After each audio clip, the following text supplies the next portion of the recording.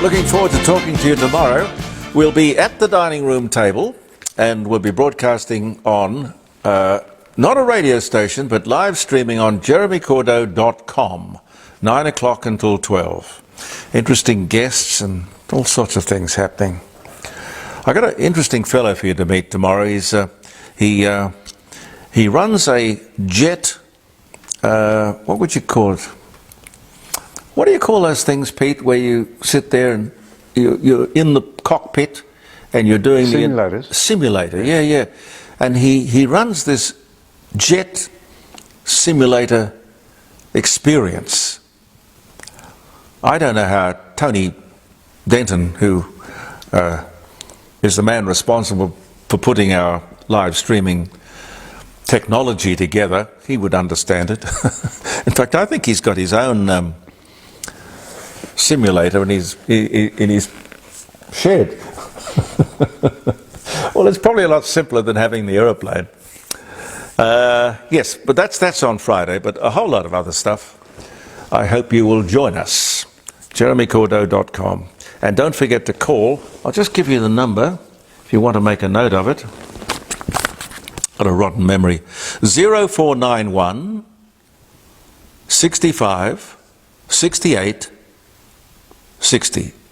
Okay? 0491 65 68 60. And you talk to not just me, but, the whole world. Because we get calls from absolutely everywhere. Quite amazing. Now, I heard this the other day, the lack of diversity. Diversity is one of those buzzwords these days, isn't it? Diversity. The lack of diversity on our boards, our corporations, boards of directors. And I listened to all of this, lack of diversity.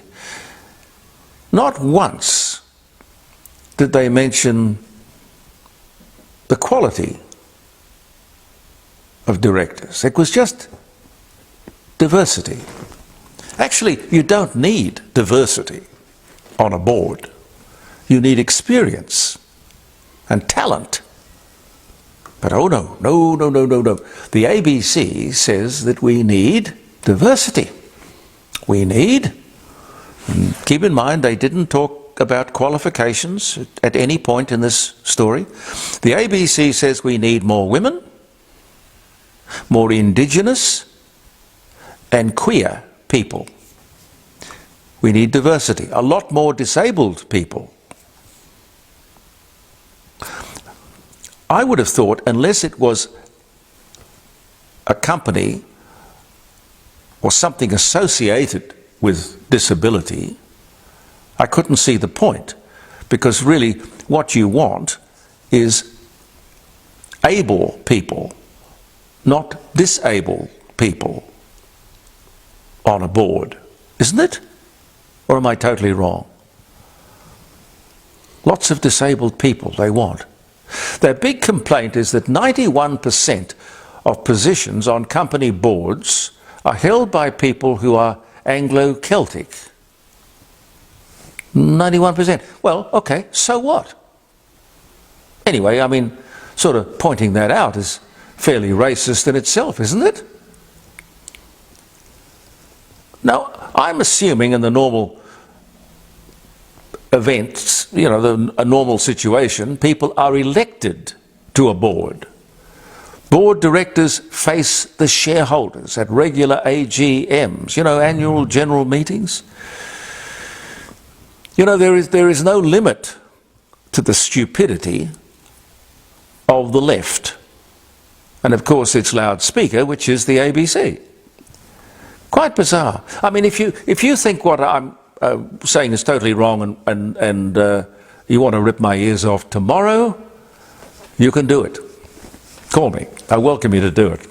But I don't think I am. I've owned companies and I've had boards of directors, and what I always looked for with that board was experience and talent, knowledge, wisdom. Tell me if I'm wrong. But I'll tell you where there is a lack of diversity: Parliament. And I'm talking about most of the parliaments, federal and state and territories. Most of those people who sit in the parliaments of this country have never had a real job. That's of great concern. I would also suggest that they've had very little life experience. And I'm talking about both sides of politics. It's too narrow. They're drawing people from a very narrow area of society. Staffers, advisors. Well, that's how a lot of those members of Parliament started out. That's their apprenticeship, if you like. They don't represent the people, of course, the electorate. It's the party. It's the ideology they represent. That's not how it started out, you know. When the Liberal Party started out, for example, in the 40s, when Menzies put this party together, they had hundreds of thousands of members, grassroots sort of stuff, a lot of talent to choose from. Labour mostly drew its talent, its candidates, from the trade union movement, and they worked their way up through that means. But these days, when you look at the trade union movement, and most of the people, including our Premier here in South Australia, Peter Malinauskas, came from the Shoppies Union. Most of these people these days on the left of politics come from the trade union movement. And when you think that only 13% of workers belong to a union, I don't know how representative that is, or how diverse that is. But it should always be that whether you're Liberal or Labor, if there's somebody up there saying something you don't believe in, you have the freedom of thought and you have freedom of speech, particularly in a parliament, to stand up and say, I'm sorry, I know that's not what my party stands for, but I'm going to cross the floor.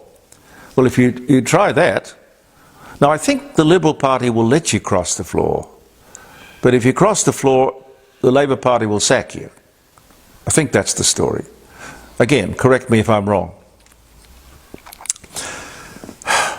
They have been trying for years to get people to move to smart meters. I don't know whether you get your electricity bill monthly or quarterly, but more and more people are suffering from bill shock as they open that dreaded envelope. Or I suppose these days a lot of people get their bill as an email. And it's of particular importance if you have a so-called smart meter. The reason is that more and more electricity is provided by these people who are applying time of day metering.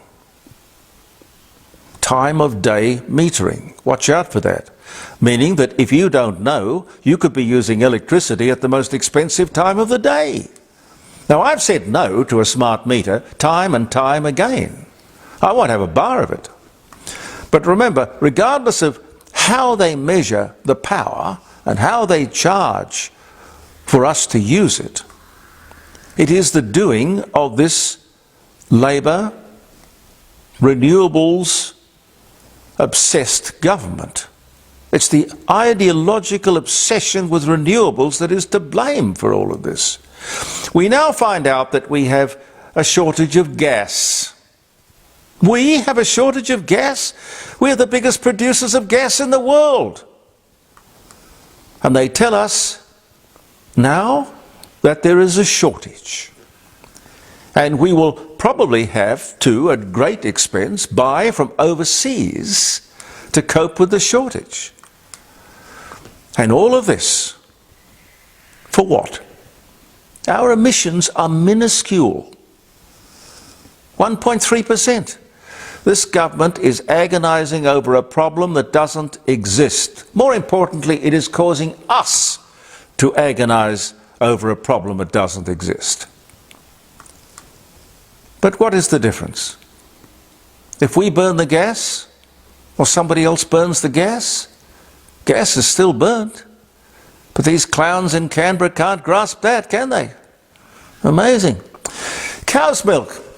Not something I think a lot about, but the story caught my eye.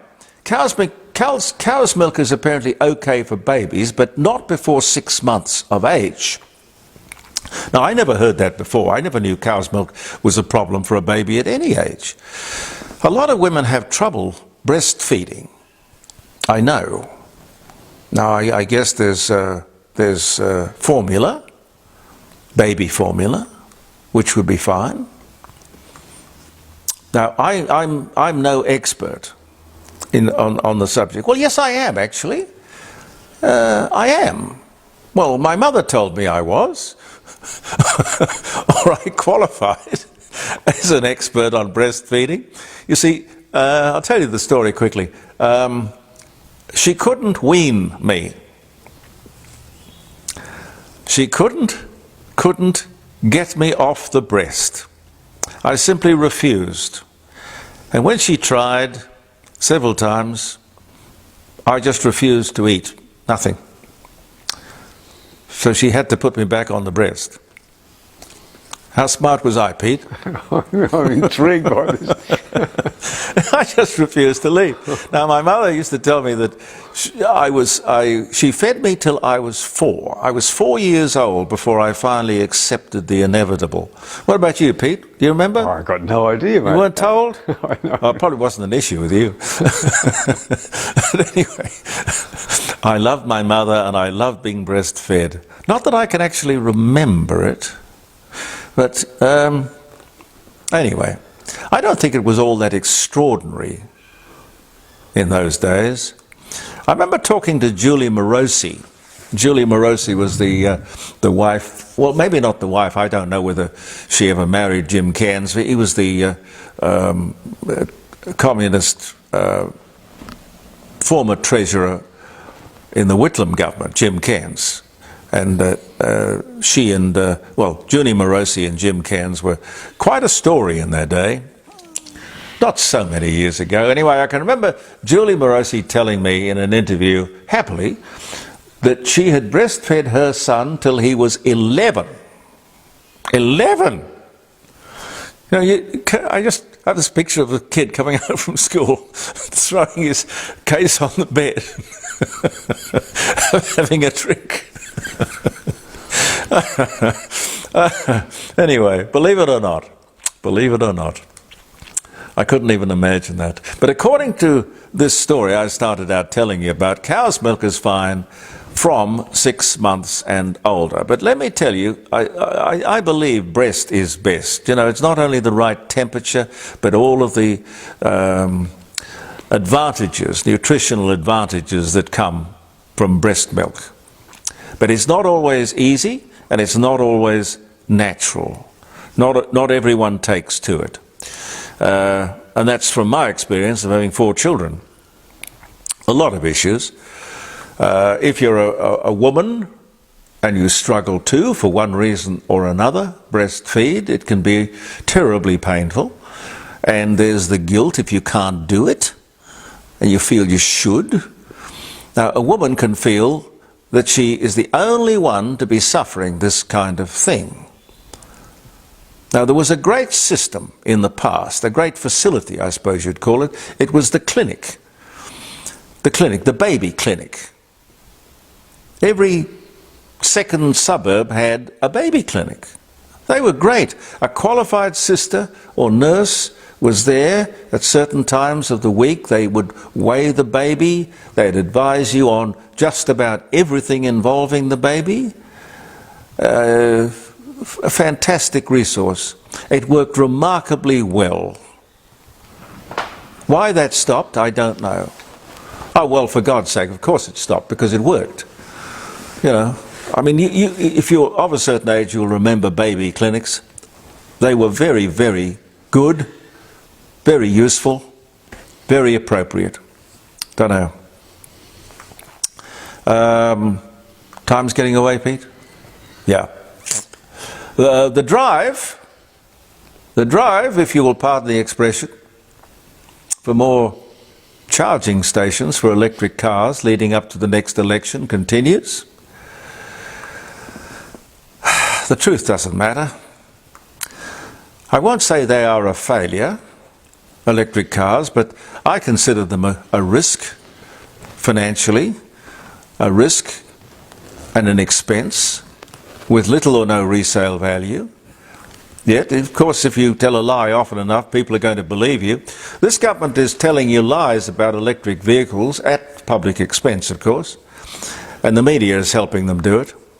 I bet they won't mention the problem with insurance or repairs or the electric vehicle on North Terrace last Saturday, just this last Saturday gone by, that burst into flames.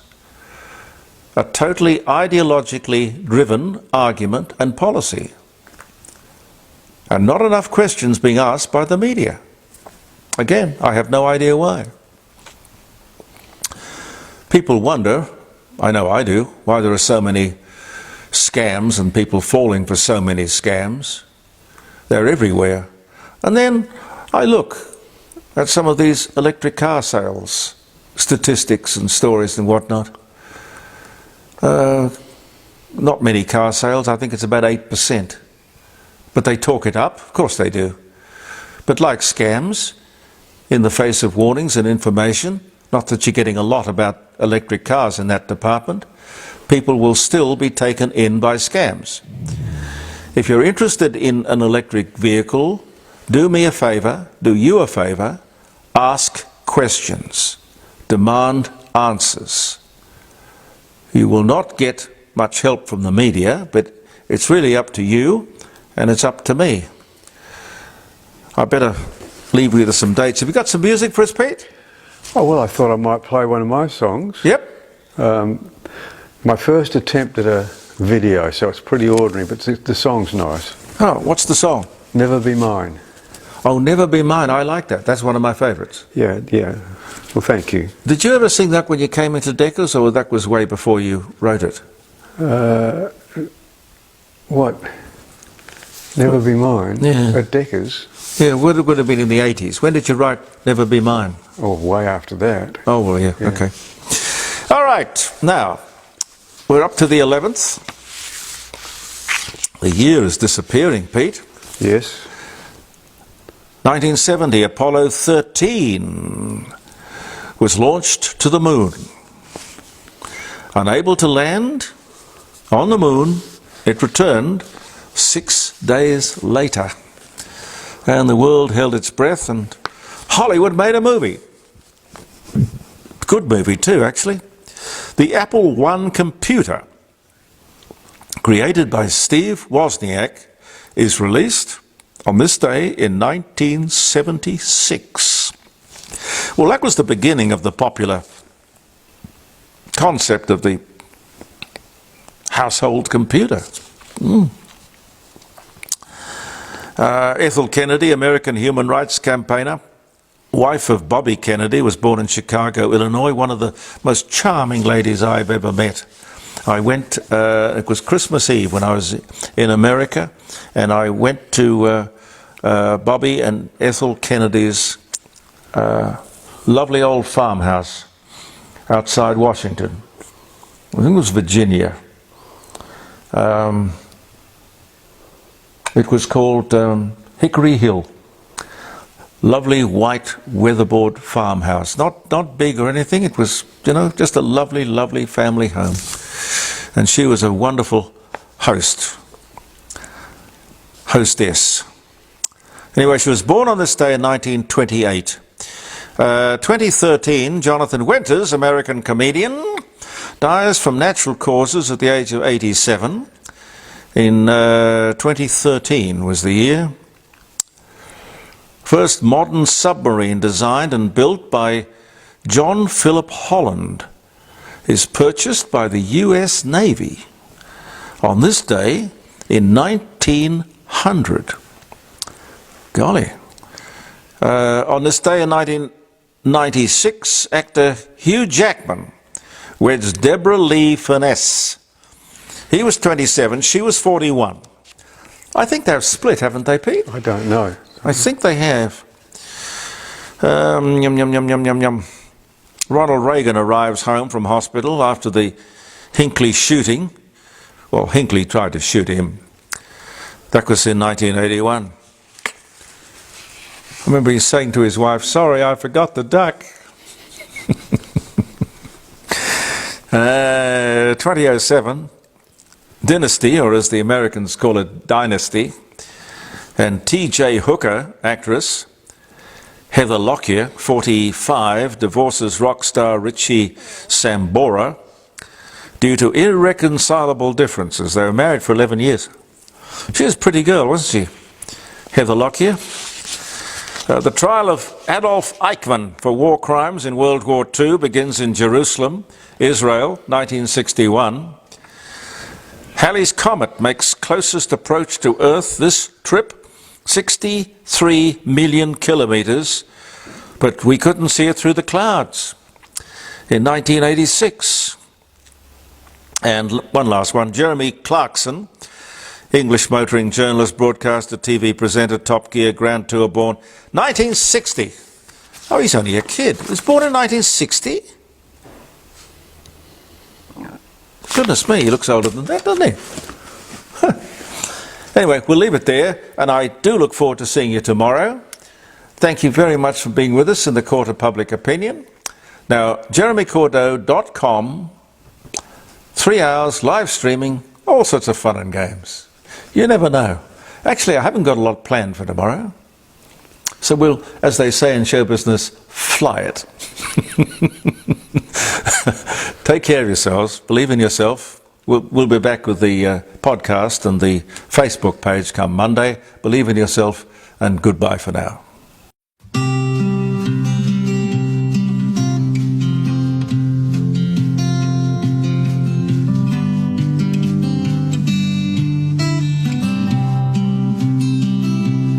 Angel love, only you and I know.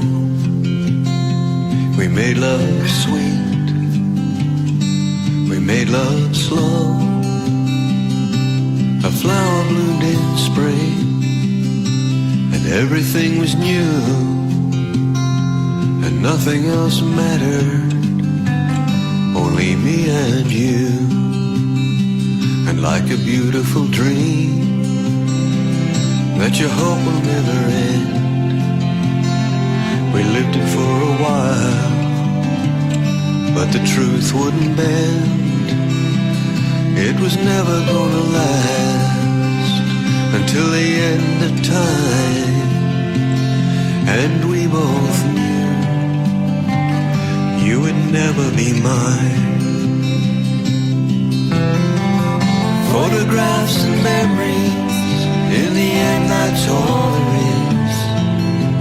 As time goes by I'll think of you and remember your sweet kiss, your gentle touch, your smiling eyes. I'll remember your hair hanging long, and if I never see you again, I'll say I love you in a song.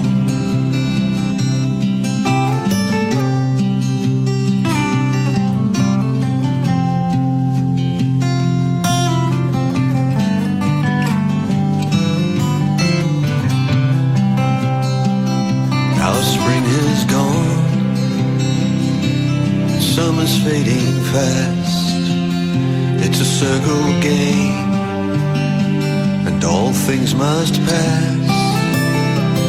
And as for what we've done, I have no regrets. All that really matters is angel love I won't forget. Photographs and memories, in the end that's all there is. As time goes by I'll think of you and remember your sweet kiss, your gentle touch, your smiling eyes. I'll remember your hair